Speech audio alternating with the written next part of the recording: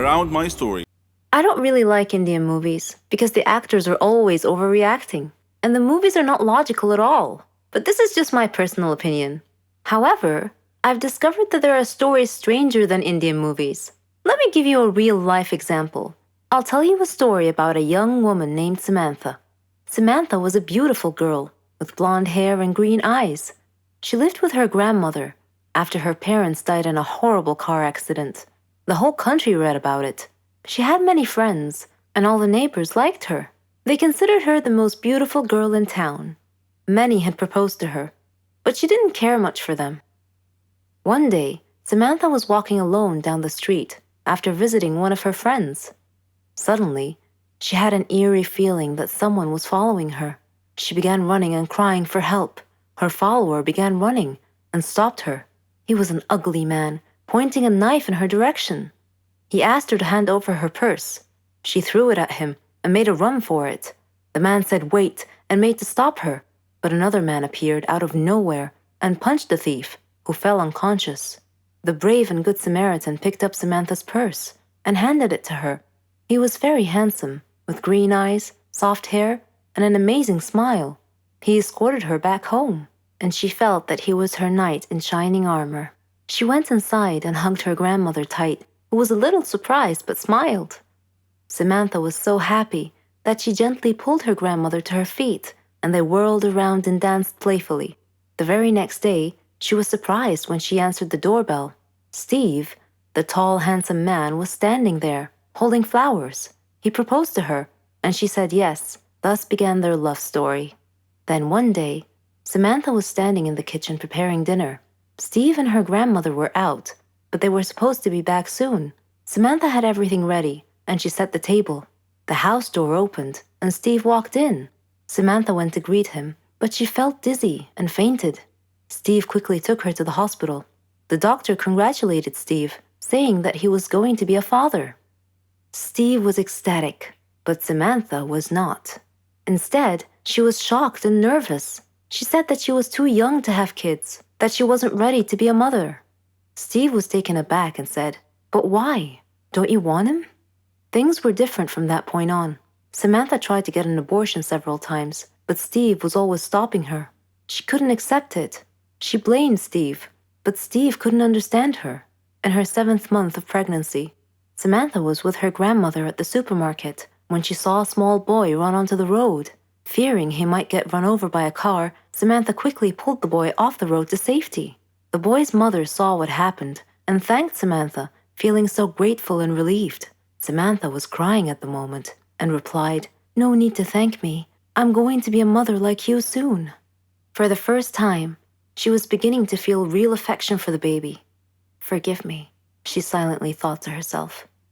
She tried to contact Steve many times to tell him that she had finally accepted.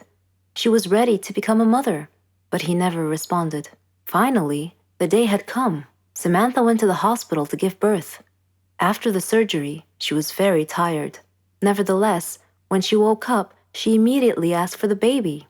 Her grandmother handed her the child. It was a daughter, and she was so beautiful. The nurse tried to take the baby out of her arms, but Samantha refused, wanting to hold her for as long as she could. The next day, Samantha heard a big commotion, and she had a feeling of dread that something bad had just happened. It was confirmed when she saw her grandmother's face. She asked what had happened, and her grandmother told her that a child was missing and had apparently been kidnapped. Samantha's pale face slowly pleaded, "Please don't tell me that it was my daughter." When her grandmother nodded, Samantha broke down and began crying and wailing in pain. The nurses tried to calm her down, and when she did, her grandmother came over to her and handed her a note.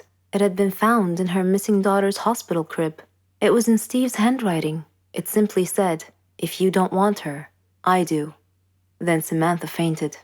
For many years, she tried finding her baby, but couldn't. Steve and her daughter had vanished into thin air. She felt as if time had stopped for her, but Steve didn't feel that way. He raised their daughter into a beautiful young woman. He named her Margot. Whenever Margot asked about her mother, Steve would always tell her that her mother was dead, but he often told her stories about her mother and how much he had loved her. Margot's intuition, however, told her that her father wasn't being completely honest with her. and that he was hiding some big dark secret. One day, Steve fell ill unexpectedly. He called Margot to him and told her that he was very sick and felt that he was going to die soon.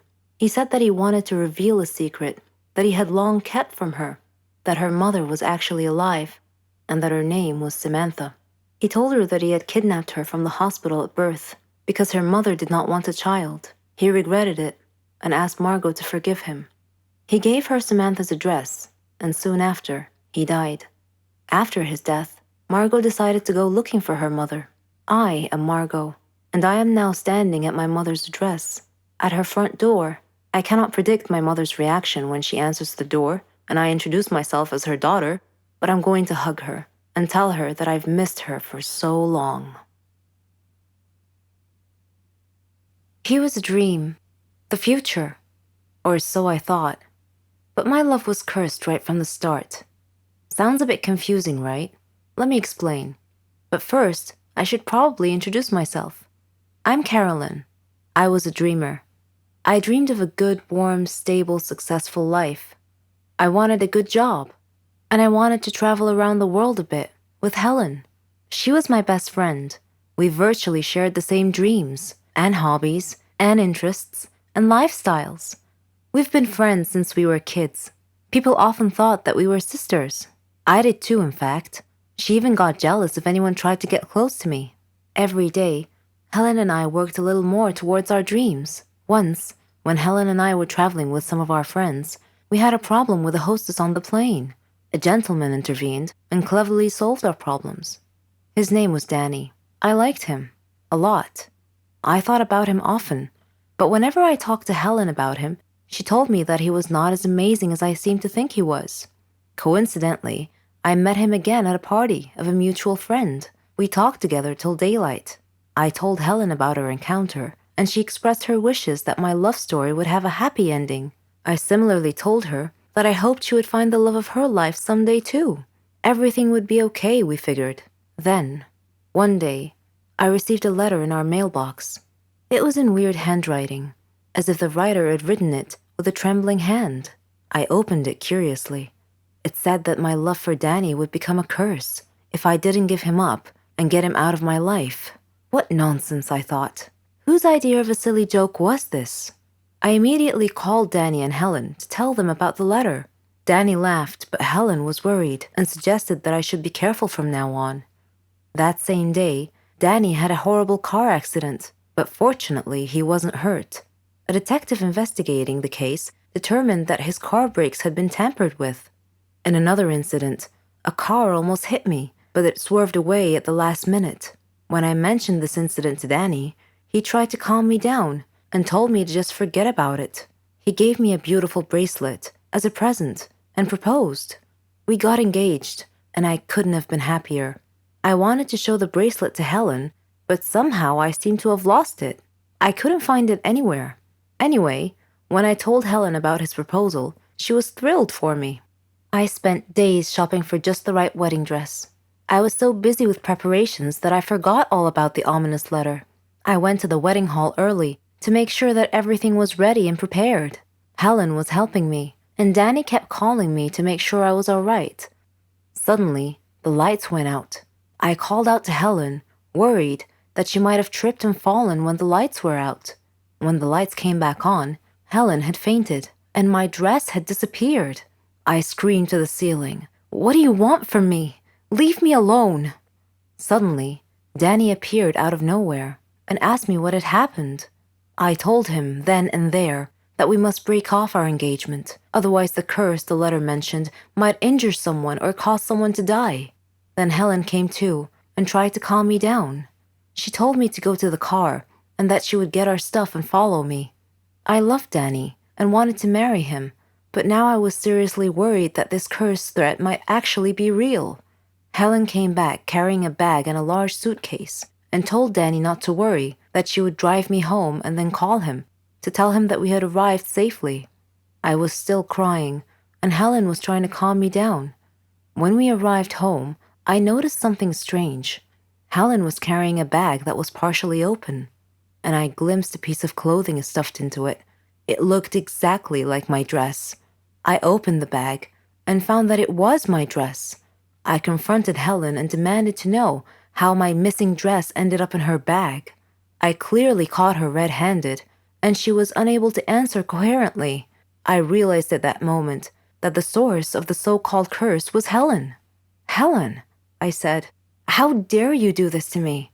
I thought we were like sisters to each other. She replied icily, with a glare that I saw for the first time. She said that she fell in love with Danny just as I did, but he chose me instead of her, and that she hated me for it. She said she won him over and got him to love her instead.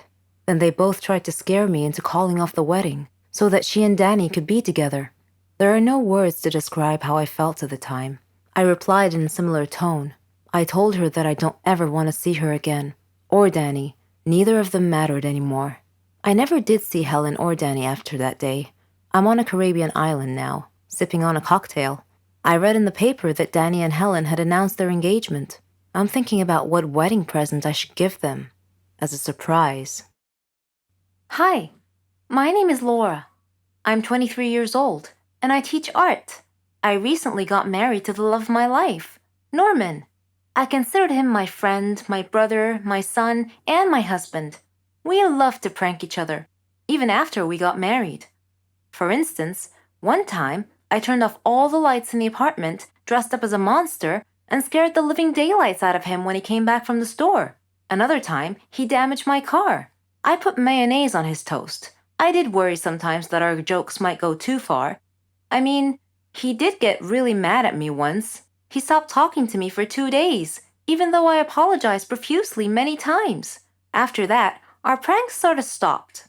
I figured our pranking days were over. About a month later, I returned home to find a letter on the floor. I opened it and read it. If you don't pay us 100,000 by Friday, we will kill Norman. I smiled. Norman was pranking me again. When he returned home, I hugged him and showed him his prank letter. He read it carefully, and his brow furrowed. He appeared seriously frightened and swore that this was not part of any prank. He told me that we needed to leave town as soon as possible. I asked him why, and he told me that before he married me, he had stolen a gold statue from a motorcycle gang. I asked him why he couldn't just return it with an apology, and he told me that the statue was worth a lot of money and could make us really wealthy. That night, an armed masked burglar broke into our apartment and confronted us with a gun. He said to Norman, "Hello, Norman, long time no see. You need to choose between the statue or your wife. Choose now." Norman was hesitant. Then he steadfastly said, "I can't give up the statue. Take my wife." The masked man turned towards me. He pointed the gun at me in a threatening manner.